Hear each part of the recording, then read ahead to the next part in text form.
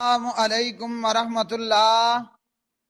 بلوغ المرام کتاب الصلاۃ باب المواقیت، سبق نمبر 38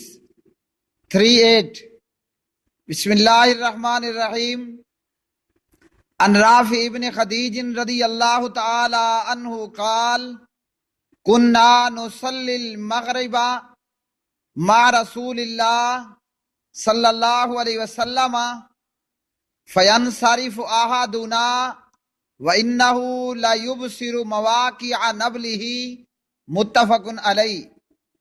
رافع بن خدیج رضی اللہ تعالی عنہ راوی ہیں، فرماتے ہیں کہ ہم نبی کریم صلی اللہ علیہ وسلم کے ساتھ نماز مغرب پڑھا کرتے تھے، پھر ہم میں سے کوئی نماز سے فارغ ہو کر واپس ہوتا تو اپنے تیروں کے گرنے کی جگہ کو دیکھ لیتا۔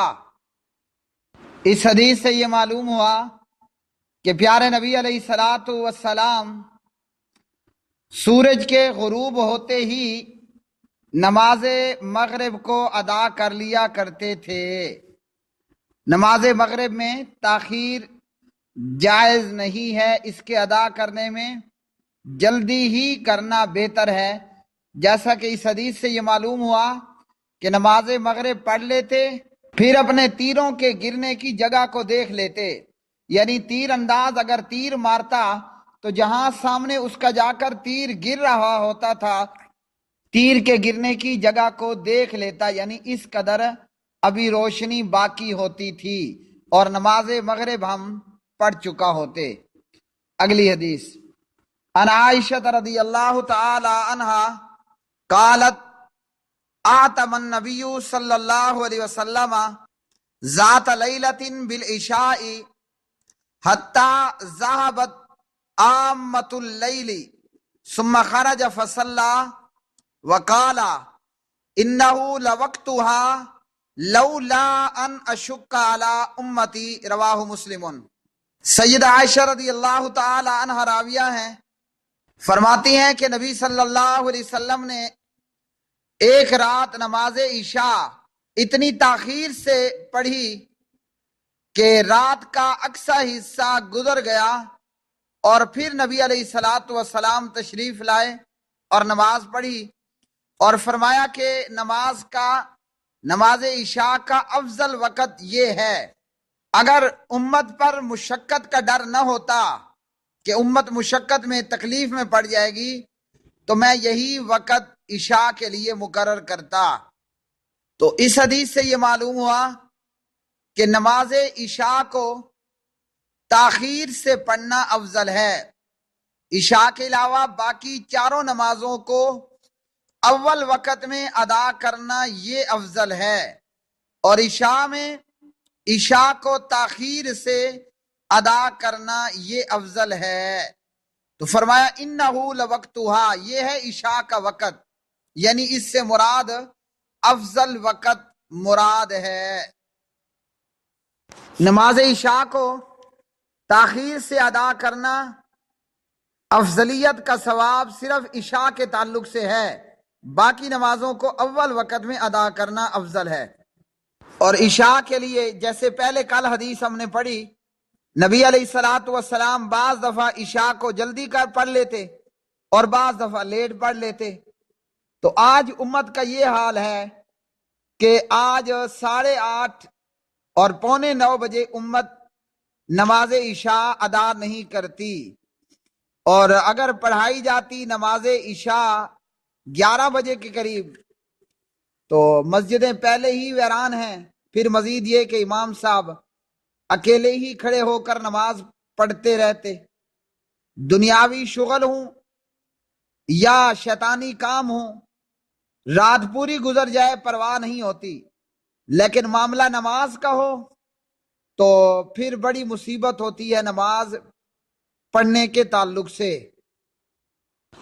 اگلی حدیث عن ابی ہریرہ رضی اللہ تعالی عنہ قال قال رسول اللہ صلی اللہ علیہ وسلم اذا اشتد الحر فابردوا بالصلاة فإن شدت الحر من فیہ جہنم متفق علیہ۔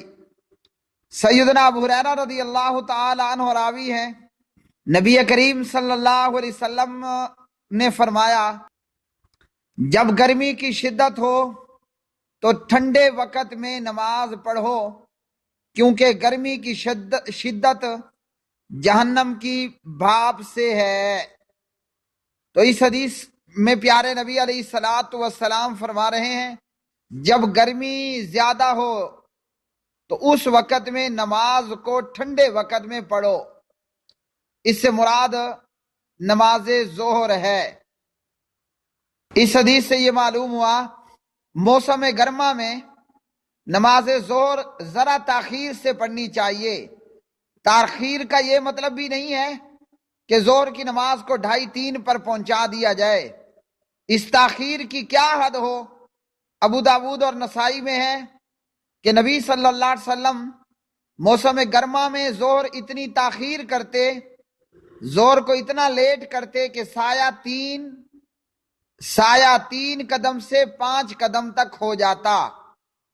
سنن نبی داود حدیث نمبر 400، نسائی 504۔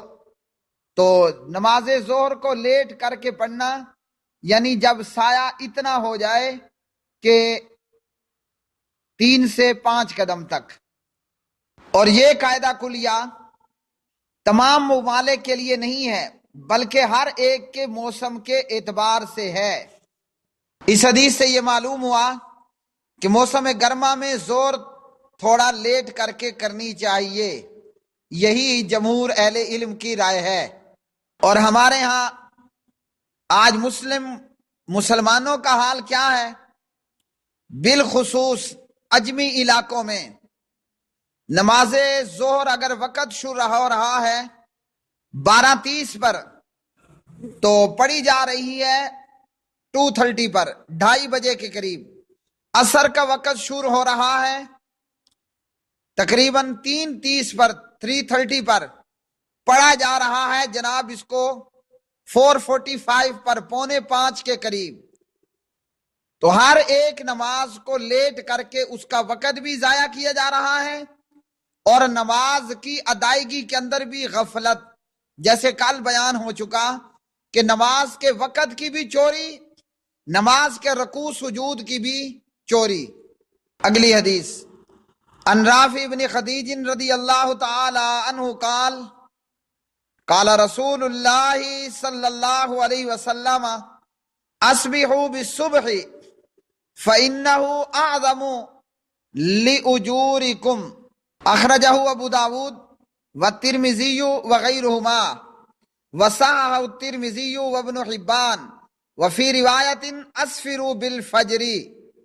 جناب رافع بن خدیج رضی اللہ تعالی عنہ راوی ہیں، رسول اللہ صلی اللہ علیہ وسلم نے فرمایا روشن کرو صبح کو، ایسا کرنا تمہارے لیے اجر میں اضافے کا باعث ہے۔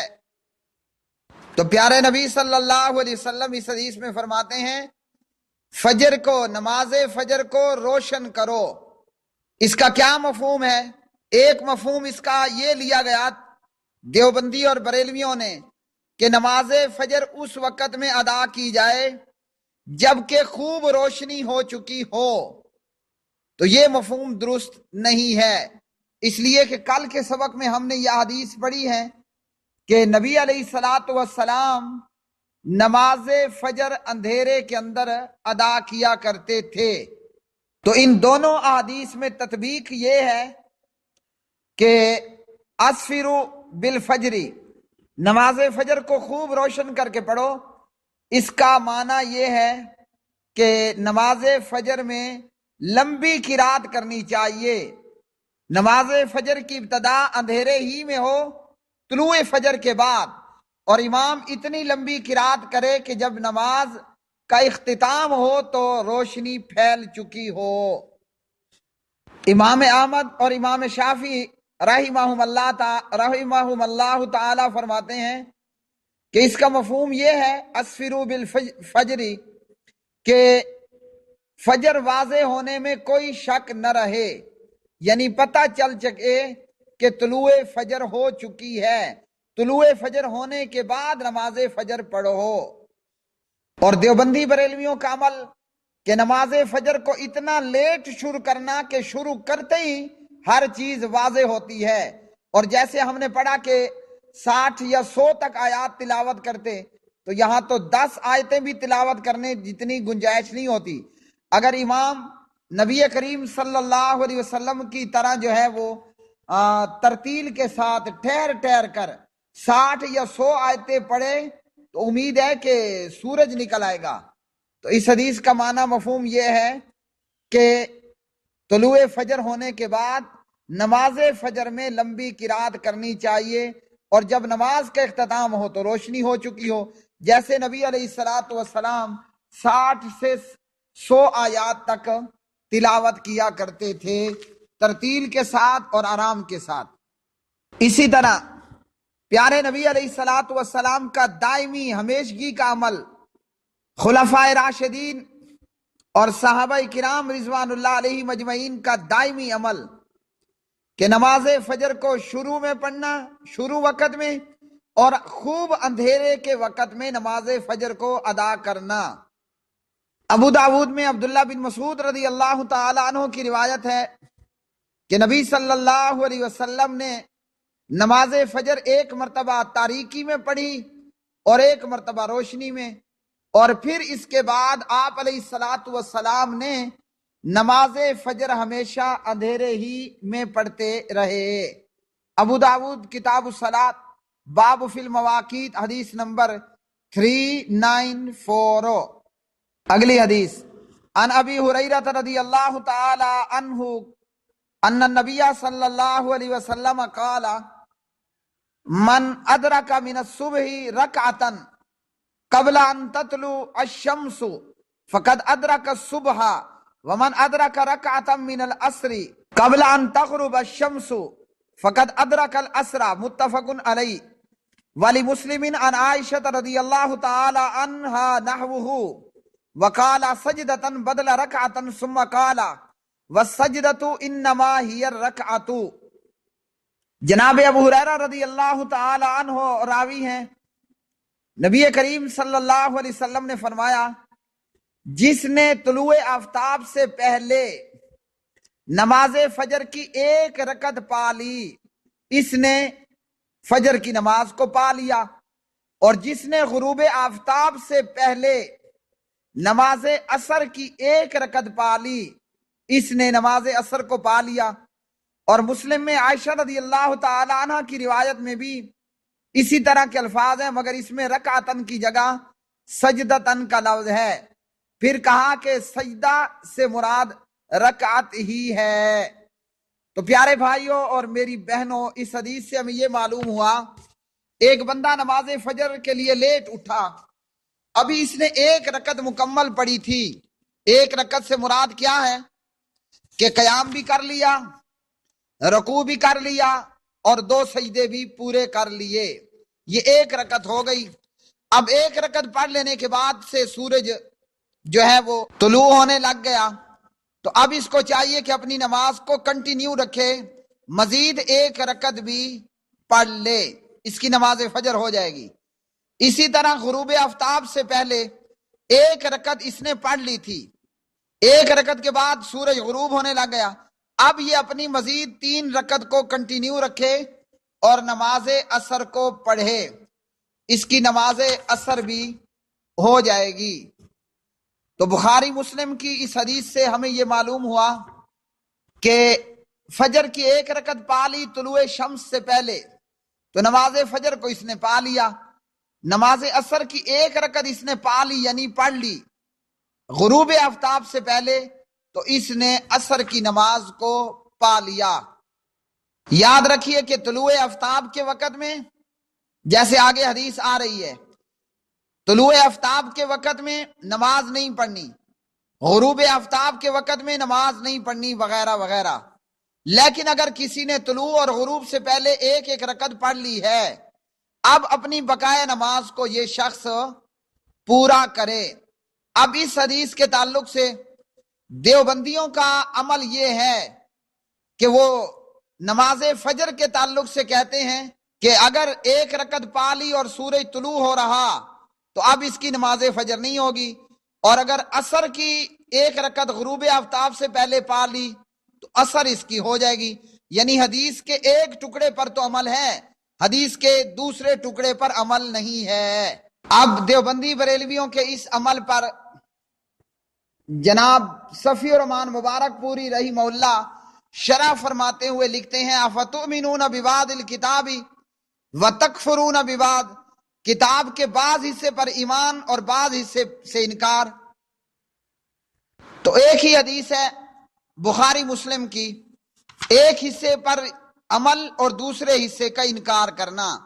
تو یاد رکھیے جیسے نماز عصر اس کی ہو جائے گی اگر غروب آفتاب سے پہلے ایک رکعت پڑھ لی ہے، اسی طرح اس کی نماز فجر بھی ہو جائے گی اگر اس نے غروب آفتاب طلوع آفتاب سے پہلے ایک رکعت پڑھ لی۔ بلوغ المرام کتاب الصلاۃ باب المواقیت، یہ سبق نمبر تھا جی 38۔ وآخر دعوانا ان الحمد للہ رب العالمین۔